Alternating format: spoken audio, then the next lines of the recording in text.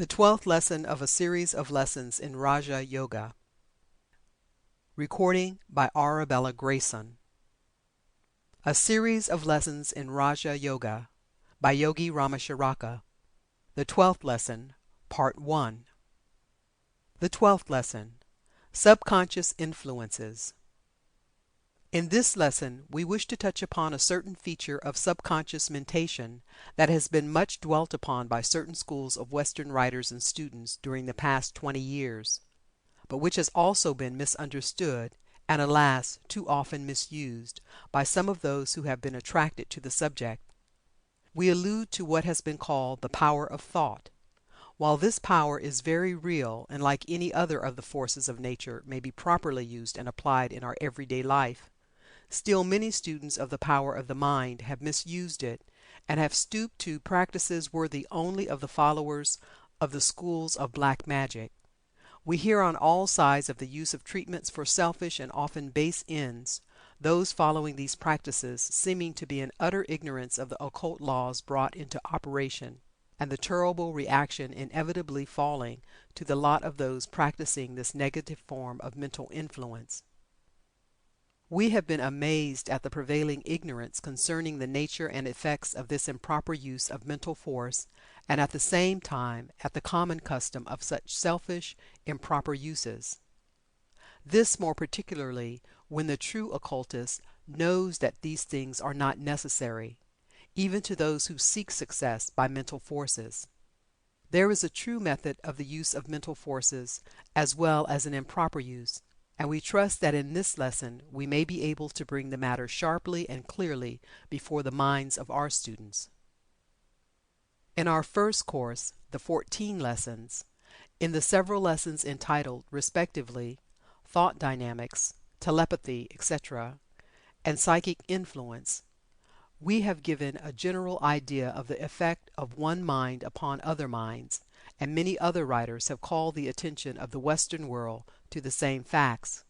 There has been a general awakening of interest in this phase of the subject among the Western people of late years, and many and wonderful are the theories that have been advanced among the conflicting schools regarding the matter. But notwithstanding the conflicting theories, there is a general agreement upon the fundamental facts. They all agree that the mental forces may be used to affect oneself and others, and many have started in to use these mental forces for their own selfish ends and purposes, believing that they were fully justified in so doing, and being unaware of the web of psychic causes and effects which they were weaving around them by their practices.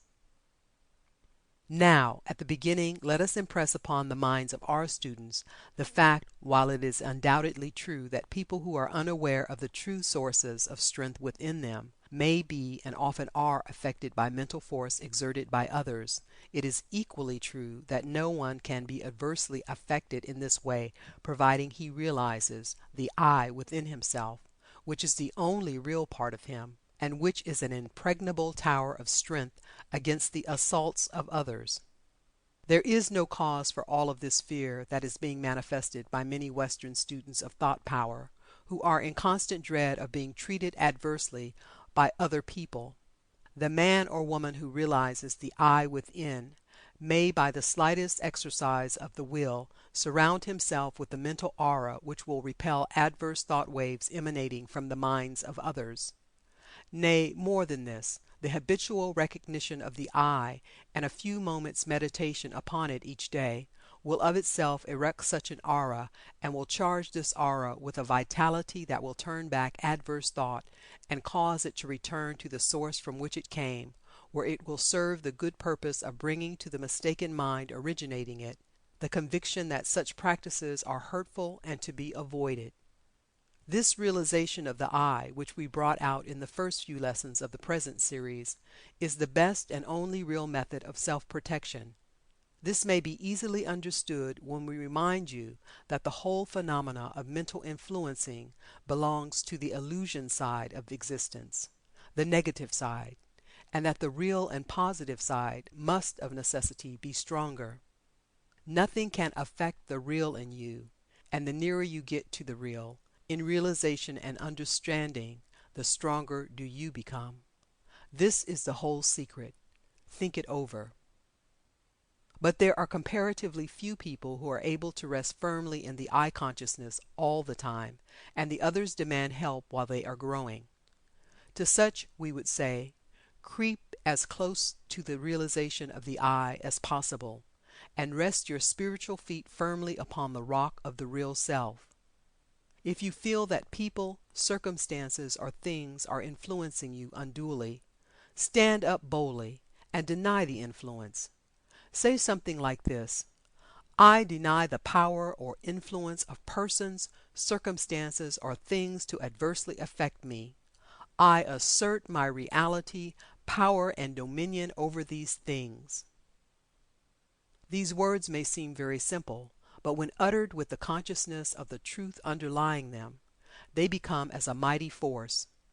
You will understand, of course, that there is no magic or virtue in the words themselves, that is, in the grouping of the letters forming the words, or the sounds of the words, the virtue resting in the idea of which the words are the expression. You will be surprised at the effect of this statement upon depressing or adverse influences surrounding you. If you who are reading these words now, feel yourself subject to any adverse or depressing influences, will then stand up erect, throwing your shoulders back, raising your head, and looking boldly and fearlessly ahead, and repeat these words firmly and with faith, you will feel the adverse influences disappearing. You will almost see the clouds falling back from you. Try it now before reading further, and you will become conscious of a new strength and power. You are perfectly justified in thus denying adverse influence. You have a perfect right to drive back threatening or depressing thought clouds. You have a perfect right to take your stand upon the rock of truth, your real self, and demand your freedom. These negative thoughts of the world in general, and of some people in particular, belong to the dark side of life, and you have a right to demand freedom from them. You do not belong to the same idea of life, and it is your privilege, yes, your duty, to repel them and bid them disappear from your horizon. You are a child of light, and it is your right and duty to assert your freedom from the things of darkness. You are merely asserting the truth when you affirm your superiority and dominion over these dark forces. And in the measure of your recognition and faith will be the power at your disposal. Faith and recognition renders man a god. If we could but fully recognize and realize just what we are, we could rise above this entire plane of negative, dark world of thought. But we have become so blinded and stupefied with the race thought of fear and weakness, and so hypnotized with the suggestions of weakness that we hear on all sides of us, that even the best of us find it hard to avoid occasionally sinking back into the lower depths of despair and discouragement. But let us remember this, brothers and sisters, that these periods of backsliding become less frequent and last a shorter time as we proceed. By and by we shall escape them altogether. Some may think that we are laying too much stress upon the negative side of the question, but we feel that what we have said is timely and much needed by many who read these lessons. There has been so much said regarding this negative adverse power of thought, that it is well that all should be taught that it is in their power to rise above this thing, that the weapon for its defeat is already in their hand. The most advanced student may occasionally forget that he is superior to the adverse influence of the race thought and other clouds of thought influence that happen to be in his neighborhood.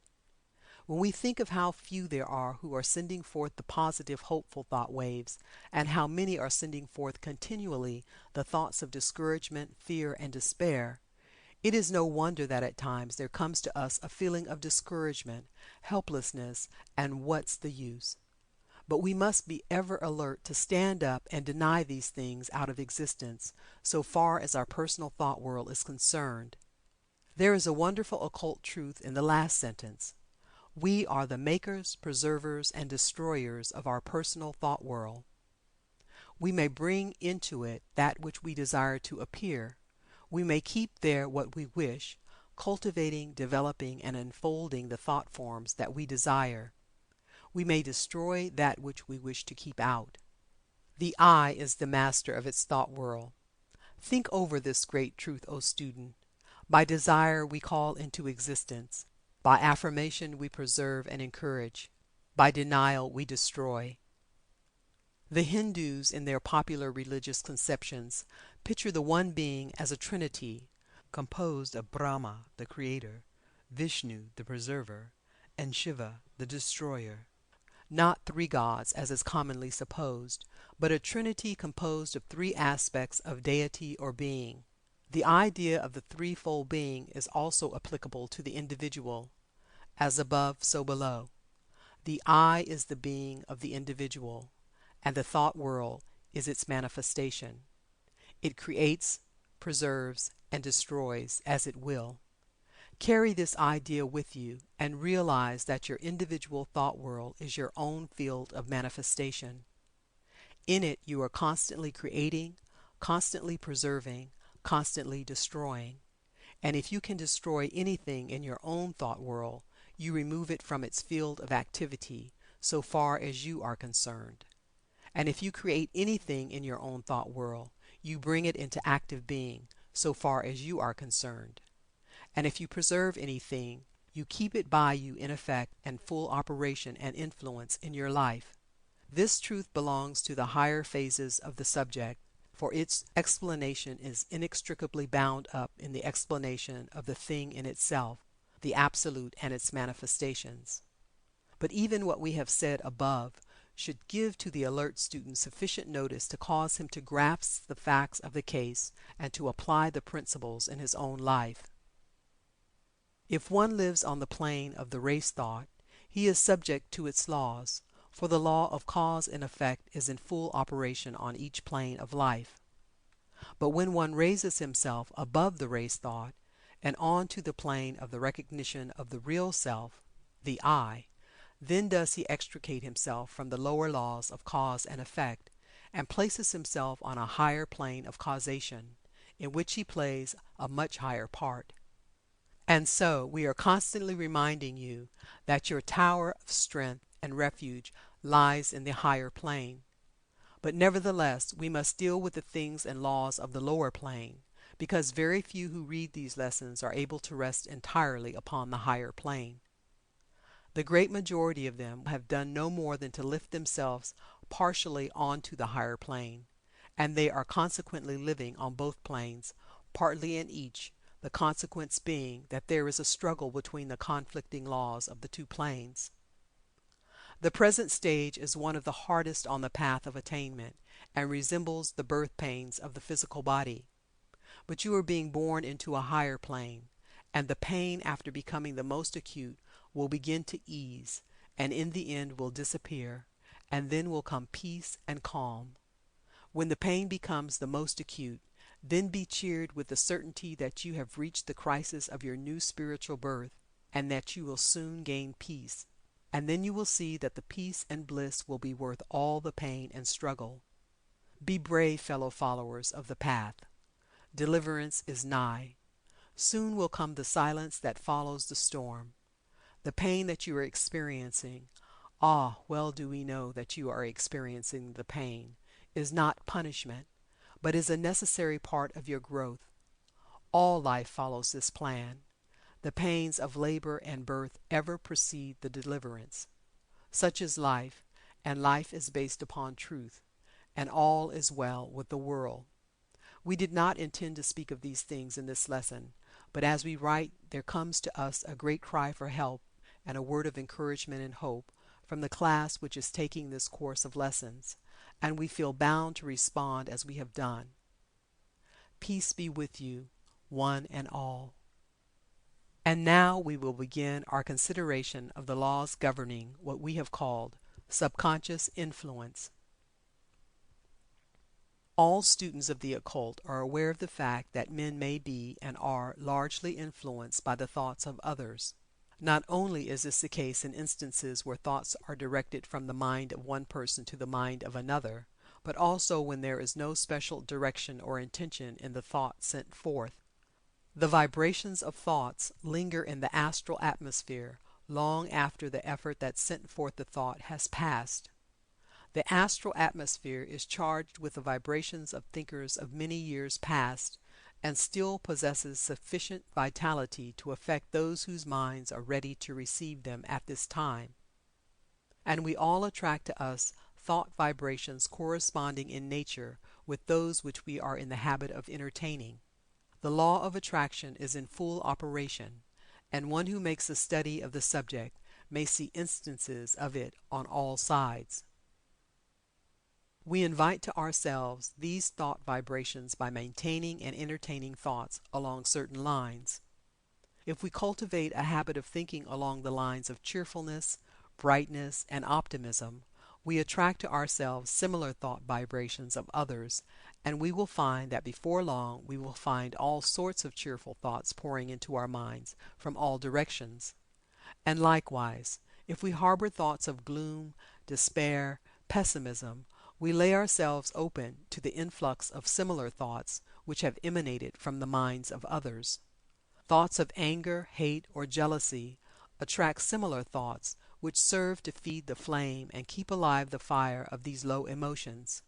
Thoughts of love tend to draw to ourselves the loving thoughts of others, which tend to fill us with a glow of loving emotion. And not only are we affected in this way by the thoughts of others, but what is known as suggestion also plays an important part in this matter of subconscious influence. We find that the mind has a tendency to reproduce the emotions, moods, shades of thought, and feelings of other persons as evidenced by their attitude, appearance, facial expression, or words. If we associate with persons of a gloomy temperament, we run the risk of catching their mental trouble by the law of suggestion, unless we understand this law and counteract it. In the same way, we find that cheerfulness is contagious, and if we keep in the company of cheerful people, we are very apt to take on their mental quality. The same rule applies to frequenting the company of unsuccessful or successful people, as the case may be. If we allow ourselves to take up the suggestions constantly emanating from them, we will find that our minds will begin to reproduce the tones, attitudes, characteristics, dispositions, and traits of the other persons, and before long we will be living on the same mental plane.